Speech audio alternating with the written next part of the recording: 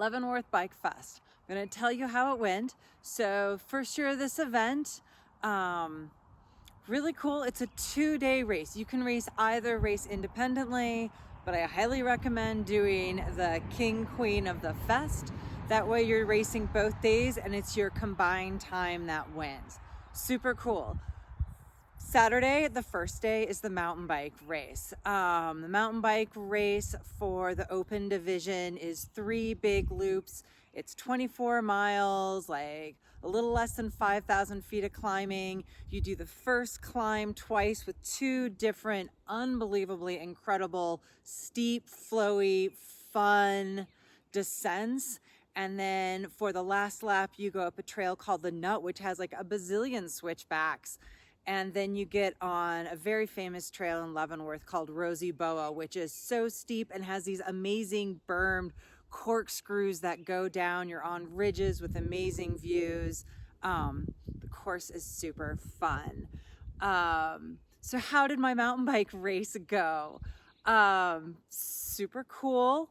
I did not feel good. My warm-up was a disaster. I got way too hot. I had to abandon it, cool my body down, took the start line, and I did go off the front of the women's field, but the women were right on my heels for like the first 10 minutes, and I just felt weird. It was one of those days where I was like, well, just keep pushing hard and see what happens. And it wasn't nerves. I just didn't feel right. But like 20 minutes into it, totally was back on track. And that's when we got through all the traversy climbing to get to the first main climb, at which point I caught up with a guy and he was setting a blazing pace and I just sat on his wheel. He was a local guy and we flew up that climb. I followed his wheel down. Again, that was a trail called Ribbed, which I've not ridden before. And so having a local wheel to follow was so nice.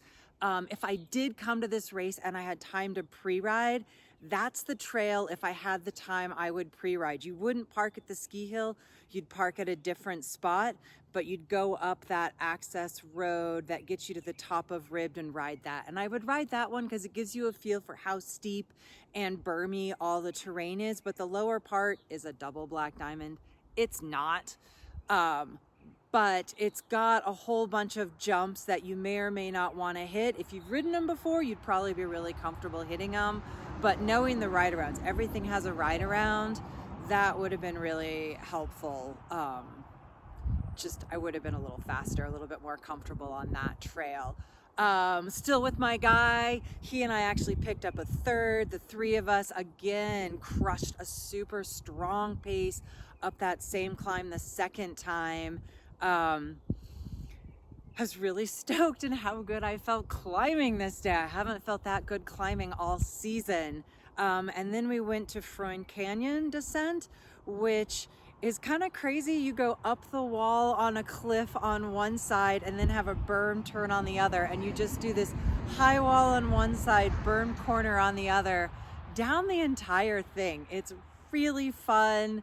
I will say these trails, if you don't have a chance to pre-ride them, if you're not the strongest mountain bike rider ever, even though these trails are rated black, they are so smooth. And I believe why they're black is just because they're really steep. There's no rock tech, there's no roots, there's no tricky line reading. They're incredibly straightforward, all flow track sort of riding. Then my group of 3, we made it all down to the finish. You go through the start finish and you head up the Nut. And that's where my 2 guys both were getting cramps. And I was like, see ya boys, I feel awesome. Climbed up really good. Those switchbacks are great. There's one that's super steep on the switchback. And of course I hit the switchback and just as I went around it, there was a giant snake across the whole trail. Oh my gosh, it was just like a gardener snake, but still. That made that switchback extra spicy. Got to Rosie Boa, felt great, had an amazing day, loved the course. And then yeah, that last part of the course, if you don't have a ton of time, but you do have time to pre-ride, that's the course I would recommend. Starting at the start-finish line, going up the Nut Trail, and then you take the first traverse across to Rosie Boa and go down Rosie Boa. Great views, good to take some photos out there. Yeah, that's what I would recommend for the mountain bike race on Saturday. Sunday, gravel race. This day is so big. So these courses are designed by Cole Patton, who is a pro mountain bike lifetime Grand Prix rider. And he grew up in this area and obviously comes home and trains here a bit. So this is all his backyard.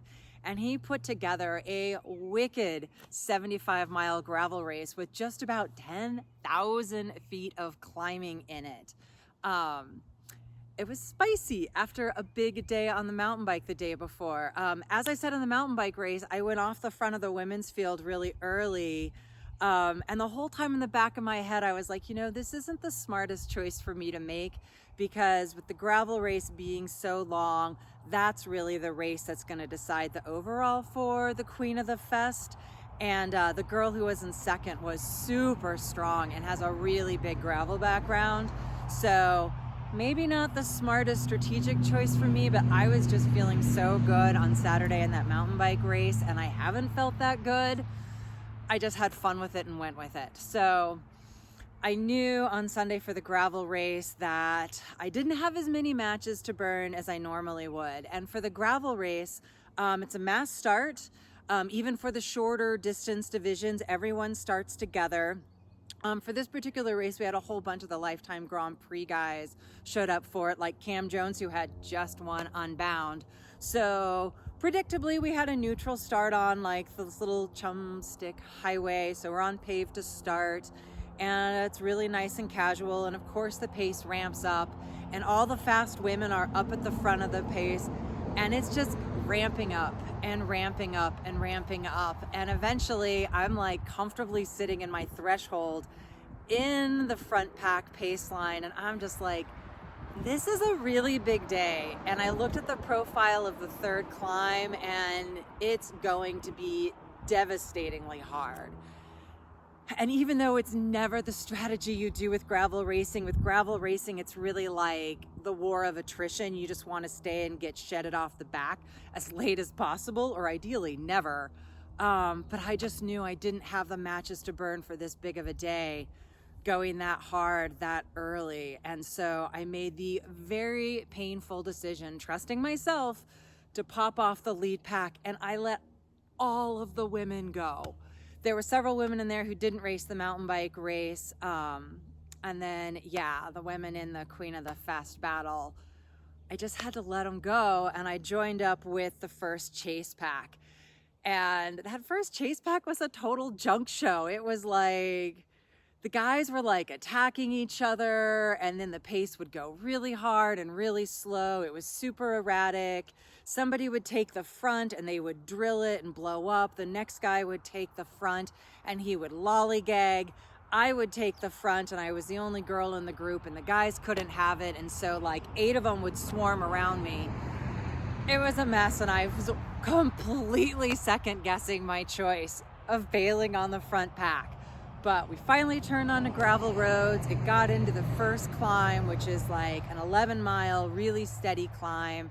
And that group of guys that I was with kind of whittled down, and I ended up going off the front with one other guy, and he and I worked together, more emotionally worked together to get to the top of the first climb than anything.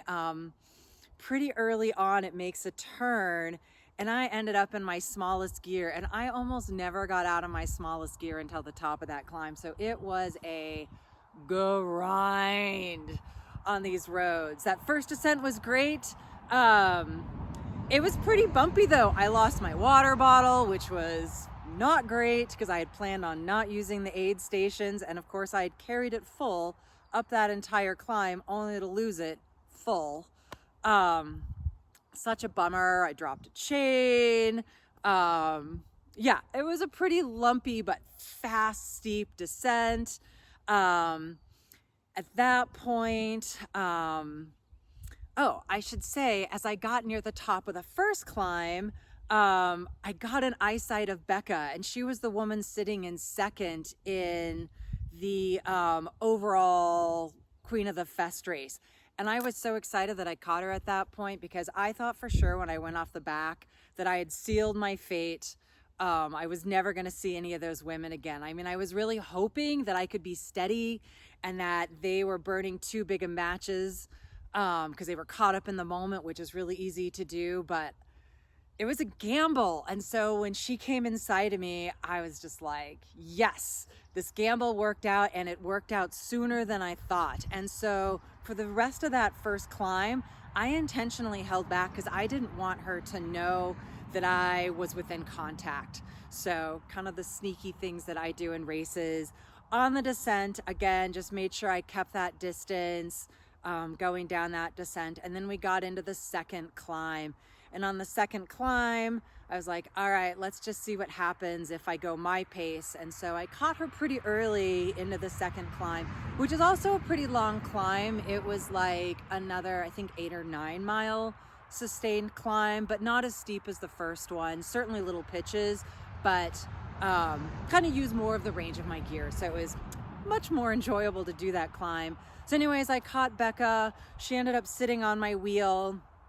But then before I got to the down, I think she must have pulled off to take care of something, because she ended up not being on my wheel. But I was really glad she hung on my wheel. I didn't alter my pace. I did the best climb I could do with her on my wheel, but I had a sneaky suspicion that it was a hard pace for her. And she also only had water bottles on her bike, and we rode by the first aid station. There's only 2 aid stations on this course. And I was like, wow, it's pretty bold to be out here on a day this hot on a course this long and be using, granted they were 2 really big water bottles. I had a hydration pack on with 2 liters of water and my lost giant water bottle. So yeah, kind of file that away in my mental strategies too, that my main rival might have some nutrition hydration issues down the road. So anyways, I did that second descent all by myself, pretty close, like near the bottom of it, you get off the gravel roads, and man, that last bit of that gravel road is so steep, so washboardy, so wiggly, man. I definitely use my hands braking a lot. I need to work on my gravel descending skills on terrain like that. Not my finest work. But anyways, I caught this guy. It was great. He definitely was a roadie. And so we hit that pavement, and he was all about just lighting it up, flying down the road. So it was great for me. I just sat on his wheel, got kind of pulled down the rest of that descent, and then he and I worked together on the flats, which was just so nice to have someone to work with. And then we got to the second aid station, and because I had lost that water bottle, I knew I needed to do the aid station, even though that hadn't been in my plan. And it was hot. It was like 85 degrees, and I haven't been in temps like that. And so I knew I was drinking more water, and I was hotter than I expected to be. So I have a rule: if I'm going to use an aid station, and I try if I can to plan not to use them, but if I have to, I am going to do it and do it right, meaning I am going to take care of everything. If I think I might have to stop later to pee, I'm going to do it then. If I have some mechanical that I'm like, oh, I'm really nervous about this, I'm gonna take care of it then. I'm going to take in all the nutrition that I want. I'm gonna top off all my nutrition. I'm gonna top off my water. I'm gonna put the offered electrolyte and drink mix in there. I'm going to do all the things. So the guys dumped 2 full water bottles into my hydration pack. We dumped a whole bunch of scratch. That's what they had for nutrition there. Into my pack. They had bananas. I ate 2 bananas. I peeled another one, shoved it in my pocket. And in that time, while I was doing all that, of course, Becca went by solo.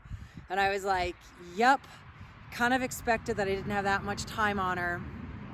But again, I was really surprised with her 2 water bottles that she didn't stop. So again, I'm kind of filing that away, that I was able to catch her on both the first climb and get around her on the second climb. So I had a lot of confidence that I was, even though she was ahead of me again, that I was going to be able to reel her in. Got to the third climb. This thing is wicked. Oh my gosh. It's not even 3 miles long, but it is so steep. There's sections on it that's 18% grade. It's like, I think it was something just short of 2,000 feet of elevation gain and like 2.5, 2.7 miles. It was brutal. Everyone's in their smallest gear. Like there were sections of it where I was like weaving up the course.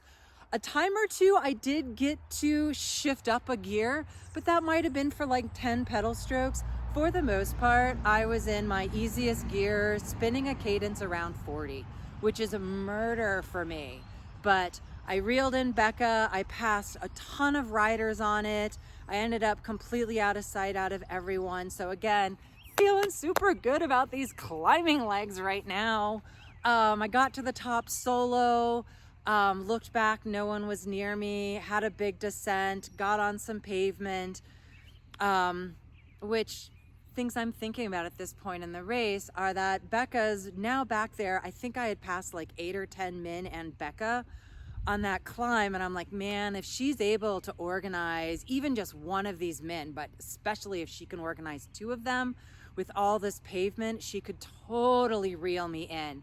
So I was head down, all in at that point for the rest of the race. Like whatever I had, I was gonna consistently dole it out to the end. So crazy thing about after the 3rd climb, you cross Highway 97, which I was so nervous about, but they had an amazing radio system, and they had, I think, WDOT officials blocking traffic on the highway each way for riders. So when you came to the spot where you had to cross the highway, they had traffic completely stop both directions so you could zip across. That was amazing. The last climb is not super long, but it felt really long. It also wasn't super steep. It was much more gradual. I was able to work through all my gears, but I was tired. But again, head down, strong. I was really impressed looking at my numbers when the race was over. The power of that climb wasn't that much off my other climb, so that was pretty awesome. Get to the top, and then you actually have this incredible single track. So that single track, it's like on a section I think they called Mountain Home. There are a few really tight little switchbacks on it going down early on that were definitely a little spicy on the gravel bike. But aside for those few little switchbacks, totally friendly, very novice, gravel friendly, single track descent. And had a great time on that. You then get on some like oiled gravel that's super fast through a neighborhood. And then you come out kind of in the outskirts of Leavenworth on pavement. And I kept looking behind me, and I was so surprised I didn't see Becca behind me. And I just was head down. At that point, I think there was still like 10 or 12 miles to the finish. And I knew I was solo. I didn't think that anyone was, unless Becca was organized, that was the only way people were gonna catch me. And I didn't think I'd catch anybody down. So I began my final like 45-minute time trial to the finish. And missed a turn at one point, got lost in town. I had to ask some sweet old lady who was gardening how to get back to the ski hill. She gave me directions. I got back en route. Could not believe that I stayed clear, and I got to the finish, and I ended up being the first woman who was in the Queen of the Fest to finish, came in 3rd overall in the women that day. So felt amazing. Strategy, trusting myself, even though it's not what all advice says to do for a gravel race, really paid off. Knowing myself, trusting myself, and just had a phenomenal both days at the Leavenworth Bike Fest. So incredible courses, hard as all get out, climbers courses for sure. Not technical, but man, you will be so proud of yourself when they're over.